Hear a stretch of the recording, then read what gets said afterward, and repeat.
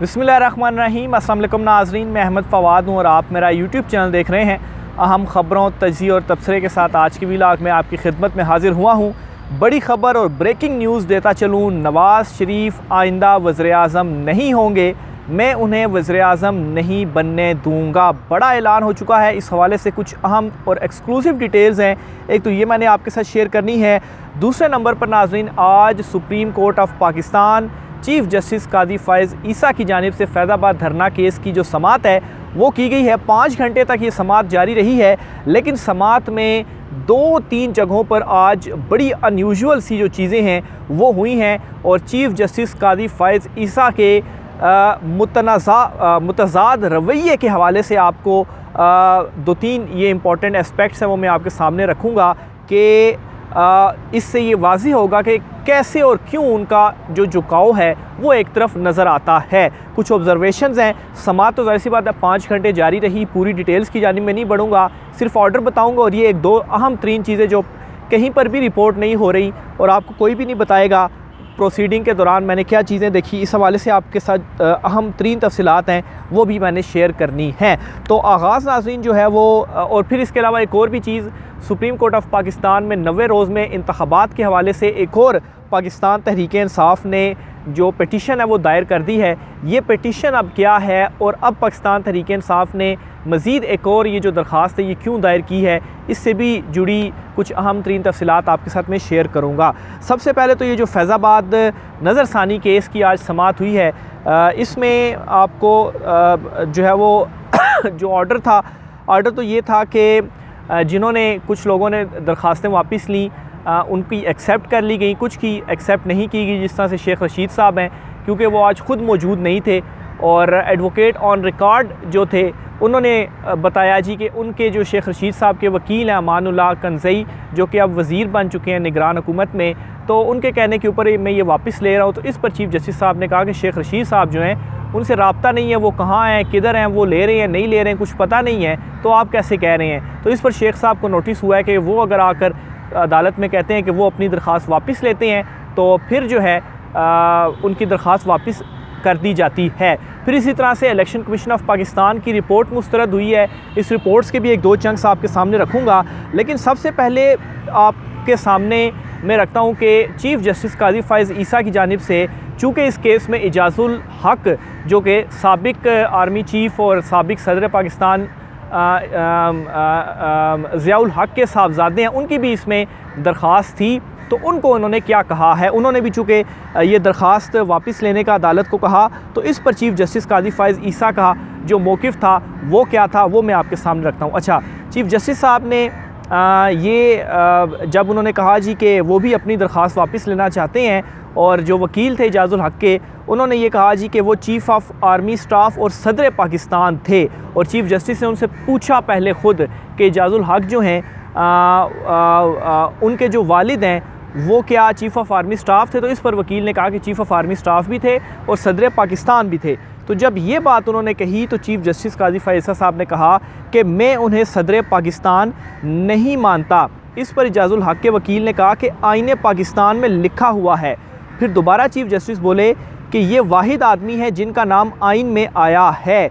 क्या एक साबिक आर्मी चीफ़ का बेटा कह रहा है कि ISI की रिपोर्ट दुरुस्त नहीं थी, इजाज़ुल हक़ की नज़रसानी दरख्वास्त में यही लिखा है। अच्छा, बहरहाल यहाँ पर चीफ़ जस्टिस कादी फ़ाइज़ ईसा साहब कहते हैं कि, और उनके वकील ने ये कहा भी कि आईन पाकिस्तान में लिखा है, लेकिन वो कहते हैं कि मैं उन्हें सदर पाकिस्तान नहीं मानता। क्यों नहीं मानता? क्योंकि वो गैर आईनी उनकी जो गवर्नमेंट थी वो जो इतने अरसा सदर पाकिस्तान रहे वो मार्शल लॉ का दौर था, तो वो गैर आईनी था, मैं उनको सदर नहीं मानता। अच्छा, कादी साहब यहाँ पर तो ये कह रहे हैं कि वो गैर आईनी था, इंतखाबात उन्होंने नहीं करवाए या वो मार्शल लॉ था तो वो गैर आईनी था, लेकिन अब जब ये मौजूदा हुकूमत निगरान हुकूमत बनी हुई है, क्या ये गैर आईनी नहीं है? इसको क्यों कादी फ़ाइज़ ईसा साहब जो है वो गैर आईनी नहीं कहते? और दूसरे नंबर पर जबकि पिटीशंस भी आई हुई हैं 90 रोज़ के अंदर इंतखाबात के हवाले से, तो लास्ट भी जो 90 दिन के अंदर इंतखाबात की पिटीशन थी उसमें भी कोई ऐसा रिमार्क सामने नहीं आया कि कादी फ़ाइज़ ईसा साहब चीफ़ जस्टिस साहब ये कह दें उनको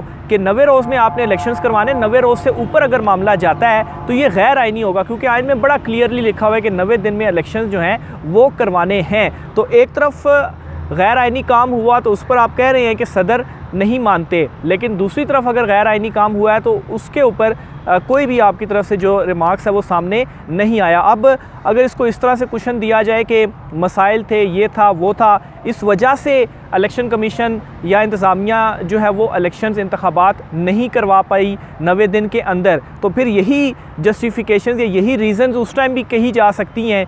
बहाना बनाने को तो फिर कई सारे बहाने बनाए जा सकते हैं कि इस वजह से उस वक्त भी ये सदर पाकिस्तान रहे, उस वक्त ये सिचुएशन थी, ये हुआ, वो हुआ। तो बहरहाल ये आज एक मेरी ऑब्जर्वेशंस थी और इसके ऊपर काफ़ी दोस्तों से भी जब गुफ्तगू हुई तो ये एक सवाल था जो कि रखा गया कि एक तरफ तो वो कह रहे हैं कि ये गैर आइनी थे, तो फिर ये भी तो गैर आइनी थी। 90 रोज़ में इलेक्शंस करवाने हैं, उसके बाद अगर वो कोई पंजाब में आप देखें कितने अरसे से निगरान गवर्नमेंट चल रही है, अभी निगरान गवर्नमेंट है, 90 दिन में इलेक्शन नहीं करवा रहे, उनका बुनियादी काम ही इलेक्शन करवाना है। Election commission of Pakistan election नहीं करवा रहा, वो हल्का बंदियों के चक्कर में पड़ा हुआ है कि वो होंगी फिर उसके बाद इलेक्शंस होंगे। तो बहरहाल एक चीज़ तो ये होगी। अच्छा, दूसरे नंबर पर आज ये हुआ अदालत के अंदर कि इलेक्शन कमीशन ऑफ पाकिस्तान ने तहरीक लब्बैक के हवाले से एक रिपोर्ट दी थी और उसमें ये कहा था जी कि ये जो 15 लाख की फ़ंडिंग है, कोई वो वाला मामला था उनके हवाले से, तो ये आटे में नमक के बराबर है। 15 लाख को उन्होंने करार दिया और ये अपनी जो रिपोर्ट थी उस हवाले से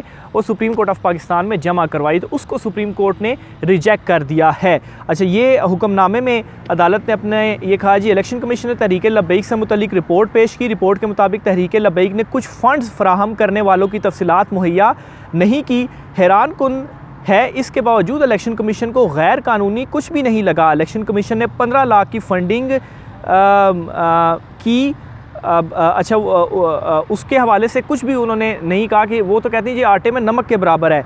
अच्छा, इलेक्शन कमीशन ने मामले का कानून के मुताबिक दोबारा जायज़ा लेने के लिए मोहलत मांगी। 3 माह की मोहलत मांगी, लेकिन 1 माह की जो मोहलत है वो हम इलेक्शन कमीशन ऑफ पाकिस्तान को देते हैं। अच्छा, अब जो इलेक्शन कमीशन ऑफ पाकिस्तान ये 15 लाख रुपए की फ़ंडिंग थी या कुछ फंडर्स की डिटेल्स प्रोवाइड नहीं की गई, तो इसको ये नहीं कहा जा सकता कि वो आटे में नमक के बराबर अमाउंट थी। देखें, अगर फ़ॉरेन फंडिंग हुई है तो वो थोड़ी हुई है या ज़्यादा हुई है, ये नहीं लिखा हुआ कानून में कि फ़ॉरेन फंडिंग इतनी होगी, कम होगी तो वो फ़ॉरेन फंडिंग नहीं कहलाएगी, वो ठीक है, जायज़ है, और वो अगर इतनी अमाउंट ज़्यादा होगी तो तब हम कोई कार्रवाई करेंगे। तो चोरी चोरी है, चाहे छोटी हो चाहे बड़ी हो। तो ये अब एक अजीब सा, खैर इलेक्शन कमीशन ने कहा था, लेकिन ये रिपोर्ट आज रिजेक्ट किया। उनसे कहा है कि इस मामले पर आप दोबारा से रिपोर्ट दें। तो दूसरी बड़ी डेवलपमेंट थी जो आज सुप्रीम कोर्ट ऑफ पाकिस्तान में हुई है। फिर इसके अलावा सुप्रीम कोर्ट ने हुकूमत ने आकर कहा था जी कि हमने फैक्ट फाइंडिंग कमेटी बना दी है। इस कमेटी को भी सुप्रीम कोर्ट ने रिजेक्ट किया है, और फैक्ट फाइंडिंग कमेटी इसलिए बनाई गई थी कि वो डिटेल्स वगैरह का सारी जान पहुँच करके तो देखेगी, फिर TROs वगैरह बनाएगी, फिर बताएगी कि ये ज़िम्मेदार है।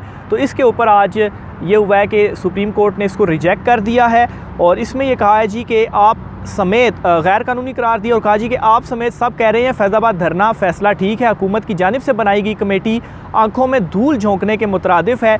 क्या कमेटी ने जो TROs बनाए इनमें सब ज़िम्मेदारान से हिसाब लिया जाएगा, और क्या ये जो कमेटी बनाई गई है क्या इसके पास कोई इख्तियारात भी होंगे, और क्या बाकायदा तौर पर कानून को फॉलो करते हुए ये बनाई गई है, इसके पास कोई इख्तियारात होंगे भी या नहीं होंगे। तो बहरहाल इस वजह से ये जो फैक्ट फाइंडिंग कमेटी के हवाले से कहा गया, इसको रिजेक्ट कर दिया गया है, और सुप्रीम कोर्ट को फिर ये बताया अटॉर्नी जनरल की जानिब से कि वो अब इसी चीज़ के ऊपर जो इंक्वायरी कमीशन है वो इसमें इंक्वायरी कमीशन बनाएंगे। तो इसके ऊपर अटॉर्नी जनरल को उन्होंने 10 दिन जो है वो दिए हैं कि 10 दिन में फिर आप इसके ऊपर हमें अपडेट दे दें कि इंक्वायरी कमीशन जो है वो आपने बनाया और उसके पास इख्तियारात होंगे, और बाकायदा तौर पर फॉलो चीज़ें करके उसको जो है वो बनाया गया है। तो एक और चीज़ इसमें ये हुई है। अच्छा, फिर इसके अलावा आज एक और मामला जो यहाँ पर हुआ सुप्रीम कोर्ट में दौरान प्रोसीडिंग। अच्छा, जो मेरी ऑब्जर्वेशन थी, चीफ़ जस्टिस काजी फ़ाइज़ ईसा साहब जो हैं वो बार बार ये कहते रहे सबसे कि आप ये जो अपनी नज़रसानी की दरख्वास्तें ये वापस क्यों ले रहे हैं, क्योंकि सब ने इसमें आलमोस्ट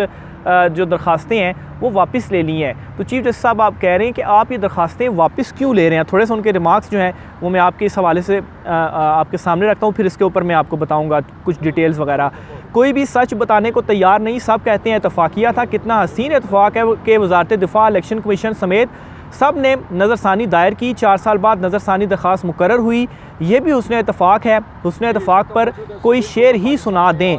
अच्छा, अब इसमें चीफ़ जस्टिस काज़ी फ़ाइज़ साहब ये कह रहे हैं, इवन के जस्टिस अतर मिनल्ला साहब ने भी जो चेयरमैन पैमरा थे उनसे ये कहा कि सब वापस ले रहे थे, तो आपने भी ये समझा कि सब वापस ले रहे हैं तो इस दौड़ में हम भी शामिल हो जाएं, और आपने जो दरख्वास्तें हैं सब ने वो वापस ले ली। तो बहरहाल इस पर वो बार बार सवाल करते रहे सच क्या है और किसके कहने के ऊपर ये जो दरख्वास्तें हैं वो आप वापस ले रहे हैं, बताएं कि किसके कहने के ऊपर ये दरख्वास्तें वापस ले रहे हैं और सच बोलें।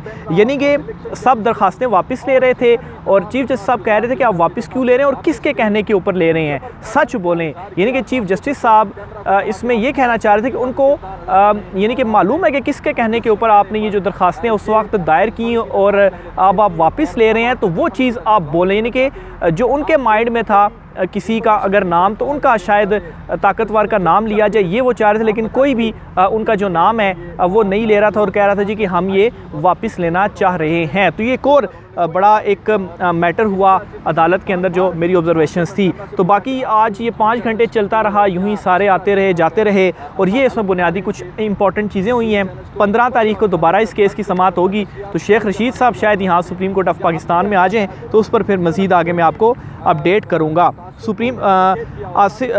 नवाज़ शरीफ के वज़ीर-ए-आज़म ना बनने का जो ऐलान हुआ है इस पर भी मैं आपको अपडेट करता हूँ, लेकिन उससे पहले ये जो इलेक्शन कमीशन की हवाले से एक दरख्वास्त पाकिस्तान तहरीक-ए-इंसाफ ने 90 दिन में इलेक्शन करवाने के हवाले से एक और दरख्वास्त आज दी है और कहा है ये जो हल्का बंदियाँ हैं उसका ताल्लुक़ इससे नहीं है, और इलेक्शन कमीशन जो है वो अब ये कह रहा है जी हल्का बंदियाँ होंगी तो फिर इलेक्शन करवाएंगे, लेकिन 90 दिन के अंदर उन्हें जो इलेक्शंस हैं वो करवाना थे। तो बहरहाल ये एक दरख्वास्त आई है, वो मैं देख रहा था, दरख्वास्त की डिटेल्स मेरे से जो है वो नहीं है, लेकिन बहरहाल ये पाकिस्तान तहरीक-ए-इंसाफ ने एक और दरख्वास्त दे दी है। आखिर में नाज़रीन एक बड़ा ऐलान किया है आसिफ़ अली ज़रदारी ने, और आसिफ़ अली ज़रदारी साहब का ये कहना है कि नवाज़ शरीफ को वो वज़ीर-ए-आज़म नहीं बनने देंगे। अच्छा, ये जो बयान है ये बेसिकली फैज़ान ख़ान हैं, सहाफ़ी दोस्त हैं हमारे, उनकी जानिब से ये ट्वीट किया गया है और उन्होंने ये जो ख़बर है वो दी है कि ये आसिफ़ अली ज़रदारी की जानिब से कहना है। तो वैसे ओपनली कोई ऐलान नहीं किया गया आसिफ़ ज़रदारी की जानिब से, लेकिन उनकी ये ख़बर है कि अंदरूनी तौर पर वो अब ये सोच रहे हैं। और बाकी वैसे भी ओवरऑल अगर चीज़ों को देखा जाए तो इस वक्त जो हाथ किया है नवाज़ शरीफ ने या मुस्लिम लीग नून ने, ख़ास तौर पर पीपल्स पार्टी या मौलाना के साथ, तो पीपल्स पार्टी भी वैसे ही नहीं कह रही कि अपने वक्त में इंतखाबात होने चाहिए, और इमरान खान साहब पाकिस्तान तहरीक-ए-इंसाफ जो है उनको भी इलेक्शंस में होना चाहिए। ज़ाहिर सी बात है उनको ये मालूम हुआ है कि उनके साथ हाथ हो गया है, तो इसी वजह से ही वो इस तरह के जो बयानात हैं वो दे रहे हैं। तो बहरहाल अब ये उन्होंने कह दिया, देखें अब आसिफ़ ज़रदारी जो है वो इस हवाले से आगे क्या हिकमत अमली बनाते हैं। राय का इज़हार कीजिएगा। आज की व्लॉग से इतना ही, मुझे इजाज़त दीजिए, अल्लाह हाफ़िज़।